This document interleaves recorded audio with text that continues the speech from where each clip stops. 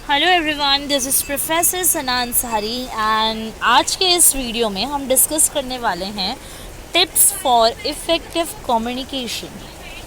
So I think हमारे जो last lecture में हम लोगों ने ऑलरेडी डिस्कस किया था about the public speaking and presentation skill, है ना।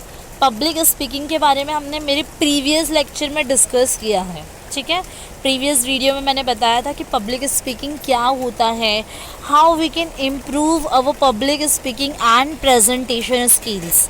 तो हमने इसमें कुछ पॉइंटर्स देखे थे कि बोलने से पहले हमको टॉकिंग स्ट्रक्चर रेडी रखना है, टाइम मैनेजमेंट होना चाहिए, है ना। 5 मिनट्स एंड 50 मिनट्स आपको नहीं लेना है, टाइम अलॉटमेंट बराबर होना चाहिए, है ना। ऑडियंस को एनालाइज करना, रिसर्च करना अपने टॉपिक पे and seek feedbacks from the volunteers, from the listeners, from the audience. It's very important for presentation and all. So हमने ये सारी चीज़ें ऑलरेडी डिस्कस कर ली है, बट आज के इस वीडियो में हम पढ़ने वाले हैं कि इफ़ेक्टिव कम्युनिकेशन हम कैसे करते हैं। जैसे हमने प्रेजेंटेशन के लिए कुछ गाइडलाइंस देखी थी, उसी तरीके से कुछ गाइडलाइंस हम यहाँ पर इफ़ेक्टिव कम्युनिकेशन के लिए देखने वाले हैं, और वी कैन से टिप्स। तो टिप्स फॉर इफ़ेक्टिव कम्युनिकेशन हम यहाँ पर देख लेते हैं, ठीक है। ओके, तो स्टार्ट करते हैं। यहाँ पर आप जैसे कि आप लोग देख पा रहे हैं, मैंने हेडिंग दी है tips for effective communication S B com B M S के बच्चों के लिए। तो यहाँ पर चलिए आगे बढ़ते हैं हम लोग। हाँ, चलो। तो यहाँ पर आप देख सकते हैं टिप्स फॉर इफ़ेक्टिव कम्युनिकेशन में सबसे फर्स्ट पॉइंट अगर आप देख रहे होंगे तो वो है read. Actually, if we people want to communicate effectively, na, it means we should learn and read the particular thing very clearly and very effectively. किसी भी चीज़ को अगर आपको समझना है या फिर आपकी कम्युनिकेशन को आपको बहुत ही ज़्यादा इफ़ेक्टिव बनाना है ना, तो you people should read the particular things properly, क्योंकि रीडिंग हमें हेल्प करता है और एक्सटेंड करता है हमारी नॉलेज को, है ना। जो भी हमारा नॉलेज है, अगर मैं किसी पर्टिकुलर चीज़ को इफ़ेक्टिवली रीड कर रही हूँ, समझ रही हूँ अच्छे से, है ना, उसको इंटरप्रिएट कर रही हूँ, प्रॉपरली सुन रही हूँ, तो वो मेरे नॉलेज को एनहांस करता है। तो जिसकी वजह से जितना मेरा नॉलेज होगा, मैं उतनी इन्फॉर्मेशन पास ऑन करूँगी eight the time of communication. तो कम्युनिकेशन करते वक्त मैं जो इन्फॉर्मेशंस को पास ऑन करूँगी, इससे मैं मेरी कम्युनिकेशन को क्या कर सकती हूँ effectively. So ultimately I can see the reading can make our communication effective, ठीक है। Then we have listen intelligently. अब जैसे कि आपने देखा होगा कि speaking is creating lots of matter at the time of communicating, but listening is also creates lots of matter. आपने हमारी प्रीवियस वीडियोज़ में हमने डिस्कस किया था कि लिसनिंग क्या होता है ना। Listening is the process of hearing and understand the particular thing. आप किसी भी चीज़ को इंटेलिजेंटली आपको क्या करना है, उसको सुनना और समझना है ना, और उसको रिटेन करना, इट्स वेरी इंपॉर्टेंट। उसको डे आफ्टर लिसनिंग भी याद रखना इज़ वेरी इंपॉर्टेंट। अगर if you are a effective listener, so I can say that you are a effective communicator also, क्योंकि आप किसी चीज़ को अच्छे से सुन रहे हो, मतलब आप 4 लोगों के बीच में बैठ के उस सुनी हुई चीज़ को, समझी हुई चीज़ को ईजिली शेयर कर सकते हो, बिकॉज उस चीज़ का आपको क्या हो चुका है, नॉलेज हो गया है। Then we have clarity of purpose. सबसे पहले we should always be clear about your purpose. आप जो भी चीज़ बोलना चाहते हो, आपका जो पर्पज़ है, जो आप लोगों में शेयर करना चाहते हो, it should be clear with you first. आपको ये चीज़ें क्लियर होना इज़ वेरी इंपॉर्टेंट, क्योंकि अगर मैं मेरे कंसेप्ट में क्लियर रहूँगी तो it means I can share my experience, a particular experience with the others to ना। बट मेरे कंसेप्ट में क्लियर होना इज़ इम्पॉर्टेंट, ठीक है। Then we have think and plan.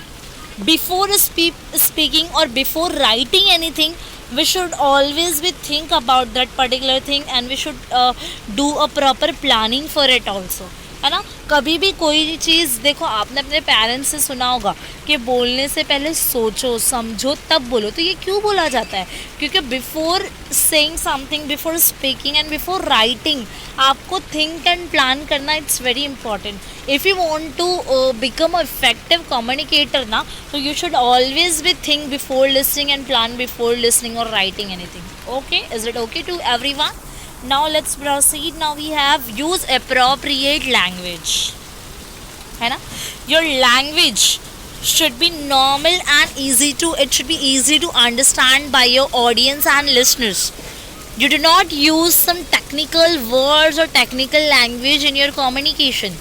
You should always judge your audience. आपका audience background क्या है, उनका, है ना, background देखना होगा, तब आप communicate करोगे ना. क्योंकि अगर आपका बैकग्राउंड सही है ना, आप देख रहे हो कि पब्लिक या ऑडियंस कौन से बैकग्राउंड से बिलोंग करती है. अगर ये छोटे बच्चे हैं तो मुझे उनको उसकी तरीके से समझाना पड़ेगा. अगर ये कोई बड़े स्टूडेंट्स है, टेक्निकल टीम से काम करते, ओके.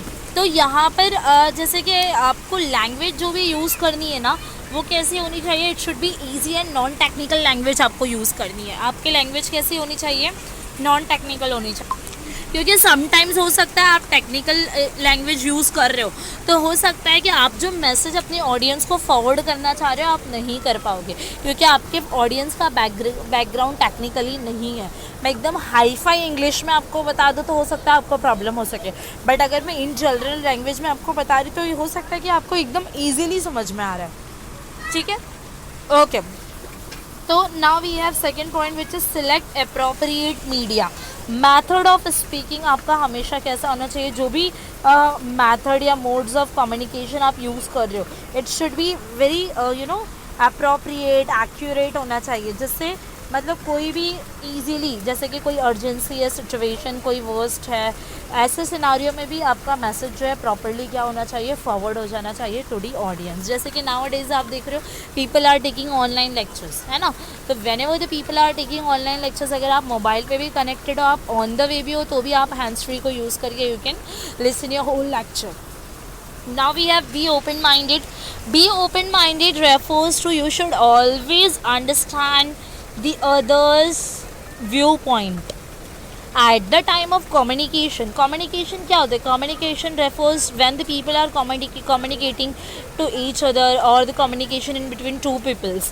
अगर दो लोगों के बीच में communication हो रही है तो आपको दोनों के both should be satisfied no at the time of communication. तो वो आपको कैसे पता चलेगा? अगर आप एज ए स्पीकर बोल रहे हो तो आपको लिसनर के व्यू पॉइंट्स को भी समझना ज़रूरी है. लिसनर आपसे बॉडी लैंग्वेज के बारे में सुनना चाह रहा है बट आप इकोनॉमिक के बारे में बता रहे हो तो वो लिसनर खुश नहीं रहेगा.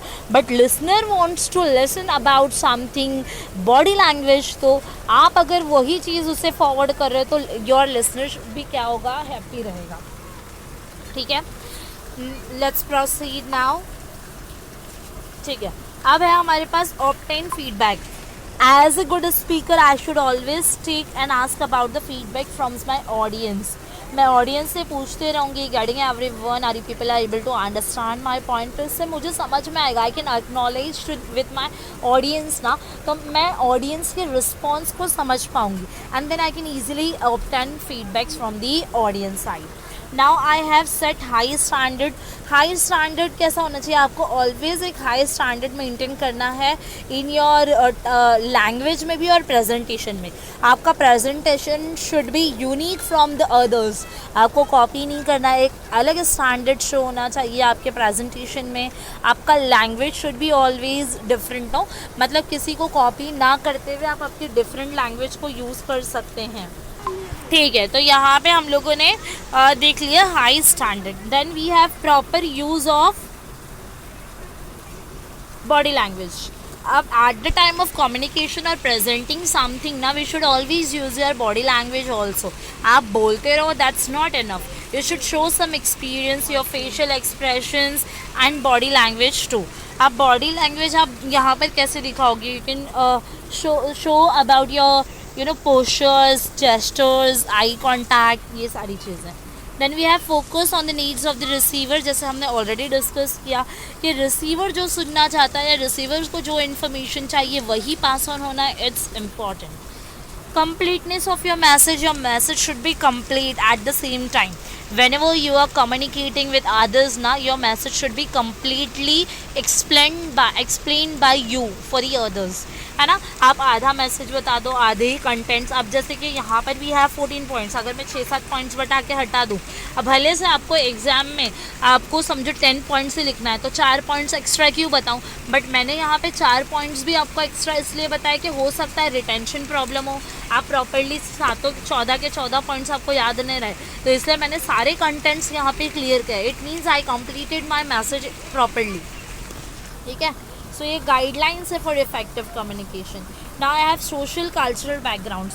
As a speaker I should always, as a communicator I must understand the social culture of the audience, मतलब उनका एज ग्रुप क्या है। Social cultural relates that the audience age क्या है, ऑडियंस का रिलीजन क्या है, यू नो, ये सारी चीज़ें, ऑडियंस इंटरेस्ट किस में रखती है, ये सारी चीज़ें मुझे देखनी पड़ेगी। And then last I have ABC of communication. आप बोलोगे मैम व्हाट इज़ ABC, तो A refers to the accuracy, ठीक है। देन आई हैव B होता है brevity, then C which is clarity.